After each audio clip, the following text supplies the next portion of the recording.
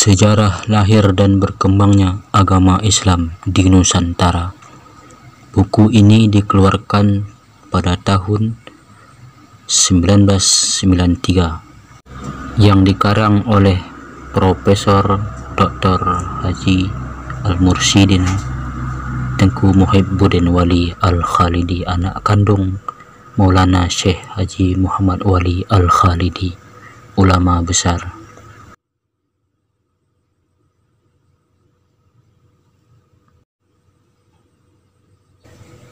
Pada masa Sultan Zainal Abidin Bahirin Shah berkuasa, kira-kira dalam tahun 797 Hijrah atau 1395 Masehi, Sultan dari Kerajaan Islam Samudra Pasai atau Aceh itu telah mengirimkan ke Pulau Jawa, yakni ke Gresik, Jawa Timur, serombongan mubalik Islam di bawah pimpinan Malik Ibrahim, seorang guru besar dari perguruan Islam di Kerajaan Samudra Pasai atau Aceh, dengan tujuan untuk mengembangkan agama Islam di Pulau Jawa. Oleh Maulana Malik Ibrahim didirikanlah perguruan-perguruan tinggi Islam di Gresik dan Ampel. Beliau memulai dakwah pengembangan Islam dan mendidik para santrinya menempuh sistem pondok pesantren, hingga dengan demikian guru besar ini dipandang sebagai bapak pesantren di Jawa dan sekitarnya. Adapun guru-guru pada perguruan atau pesantren yang didirikannya itu pada umumnya berasal dari Samudra Pasai atau Aceh. Di antara guru itu ialah saudara muda Maulana Malik Ibrahim sendiri yang bernama Maulana Ishaq. Beliau juga menjadi ulama dan mubaligh Islam seperti abangnya. Perlu kita catat bahwa Maulana Ishaq mempunyai beberapa orang anak, di antaranya 2 orang yang amat penting berhubung dengan kedudukannya dalam Wali Songo. Kedua-dua orang putra itu ialah Raden Paku atau Sunan Giri.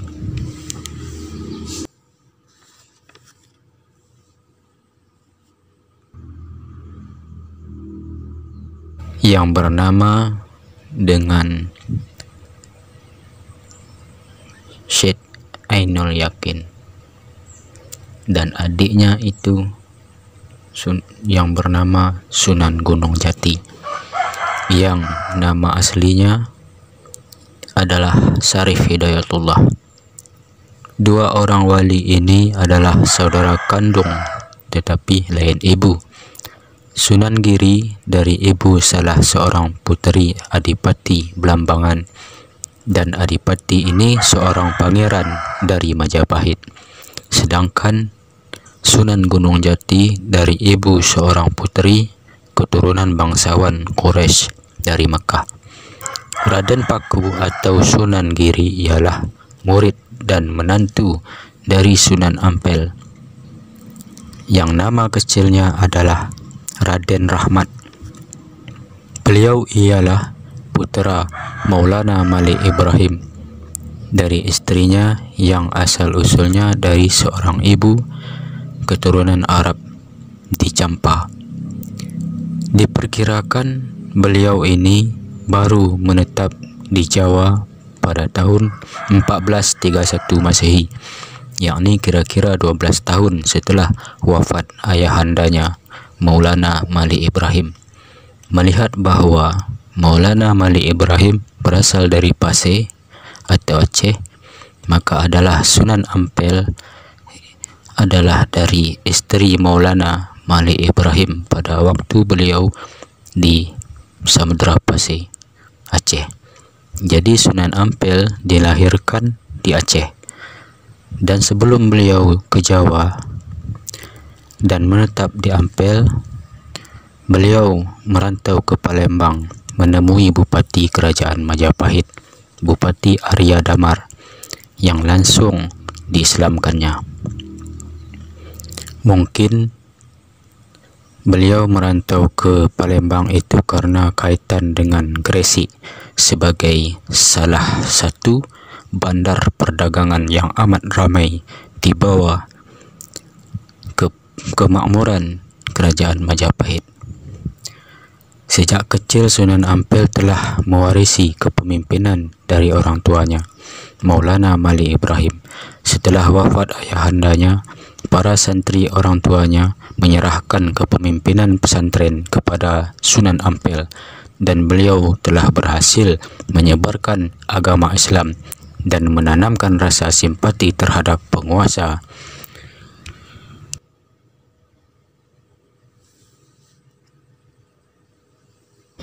Majapahit pada khususnya dan masyarakat pada umumnya, sehingga nama beliau harum sebagai pencinta ketertiban dan kedamaian.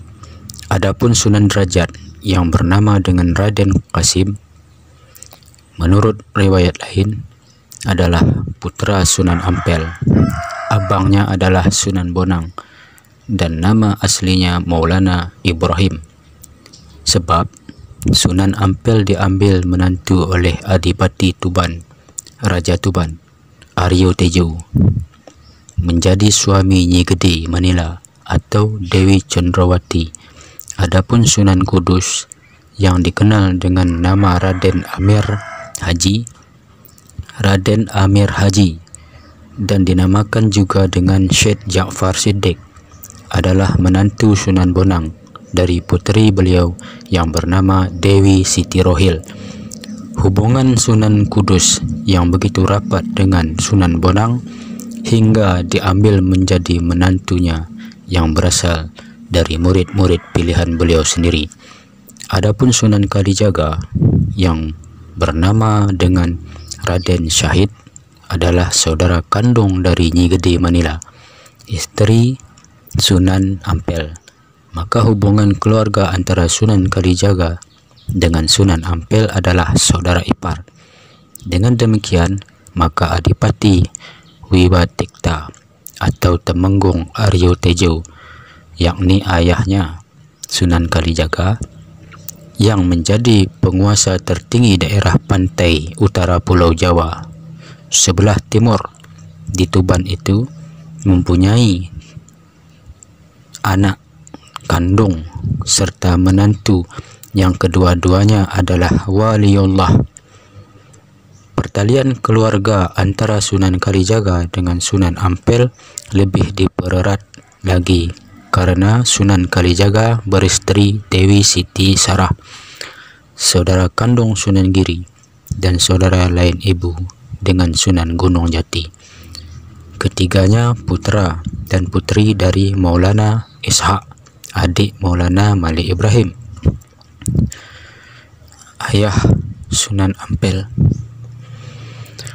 Adapun Sunan Gunung Jati yang ketika mudanya bernama Raden Abdul Qadir, yang nama lainnya Syarif Hidayatullah. Beliau adalah putra Maulana Ishaq. Dengan demikian, maka beliau adalah adik Sunan Giri yang lain ibu, sebab ibunda Sunan Giri ialah seorang putri Adipati Belambangan, Raja Muda Majapahit di Jawa Timur, sedangkan ibunda Sunan Gunung Jati seorang putri keturunan Quraisy dari Mekah. Adapun Raden Fatah adalah seorang santri Sunan Ampel yang paling dekat.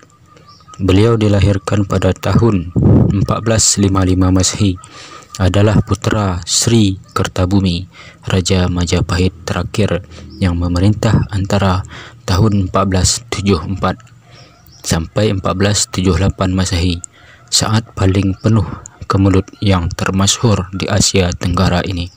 Jadi beliau adalah seorang pangeran Majapahit.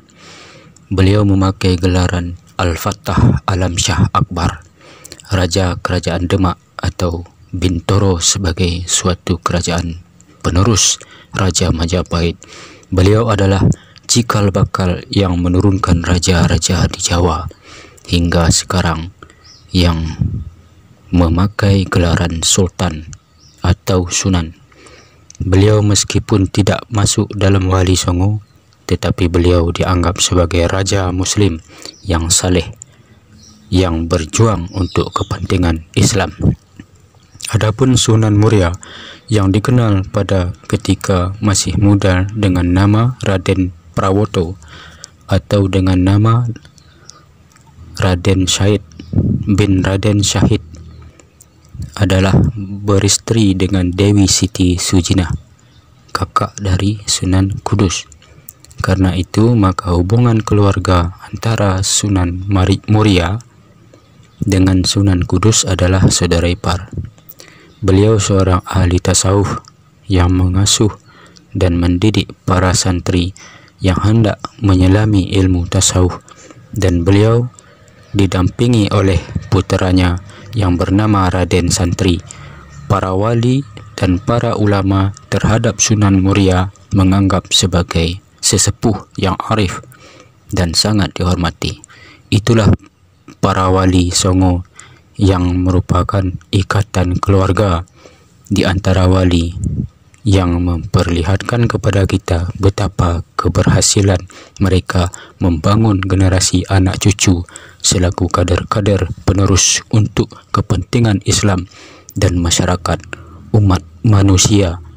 Semua itu tidak terlepas dari Aceh.